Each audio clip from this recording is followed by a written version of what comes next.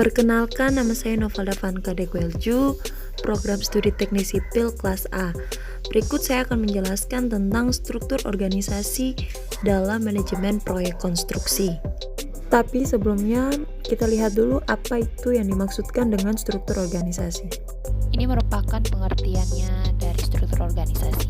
Yang paling tinggi dalam proyek di sebuah struktur organisasi yaitu manajer proyek.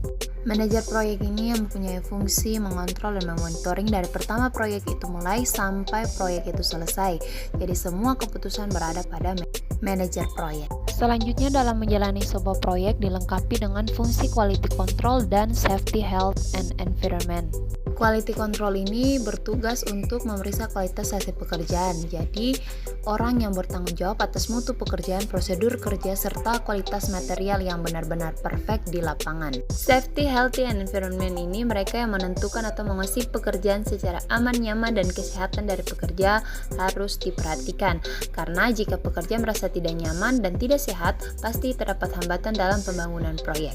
Setelah manajer proyek, di bawahnya terdapat orang yang membantu manajer proyek dalam menyelesaikan sebuah proyek. Yang pertama, Staff Engineering Manager, Site Operational Manager, dan Site Administration Manager. Dalam Staff Engineering Manager terbagi lagi menjadi 3. Yang pertama, Quantity Surveyor. Quantity Surveyor ini yang mempunyai keahlian dalam perhitungan volume, penilaian, pekerjaan konstruksi, administrasi kontrak. Yang kedua yaitu Engineering. Pada bagian ini, Engineering berhubungan dengan 3 hal teknik yaitu arsitek, struktur, dan juga mekanikal. Berikut akan ditampilkan mengenai tugas dan tanggung jawab masing-masing. Ketiga yaitu logistik. Petugas logistik di sini bertugas untuk menyiapkan dan mengelola tempat penyimpanan, dalam hal ini gudang. Selanjutnya pada bagian Site Operational Manager terbagi menjadi 2 bagian. Yang pertama, Supervisor. Jadi sebagai seorang supervisor ini bertanggung jawab atas kelancaran kerja mandor dan tukang agar sesuai dengan perintah yang diarahkan oleh Site Operational Manager dan Site Engineering Manager. Kedua, bagian surveyor. Surveyor ini orang yang mengukur atau menentukan skala, dalam hal ini menerjemahkan apa yang ada di gambar ke lapangan. Biasanya dapat dibantu dengan asisten surveyor. Dan nantinya surveyor ini akan melaporkan dan bertanggung jawab hasil pekerjaannya kepada kepala proyek.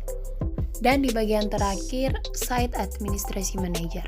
Tugas dan tanggung jawab administrasi adalah mempersiapkan dan menyediakan semua kebutuhan perlengkapan administrasi dan alat-alat kantor untuk menunjukkan kelancaran proyek konstruksi dan membantu kepala pelaksana bagian proyek dan mengkoordinasi serta mengawasi tata laksana administrasi. Demikian penjelasan saya mengenai struktur organisasi manajemen proyek konstruksi. Sekian dan terima kasih.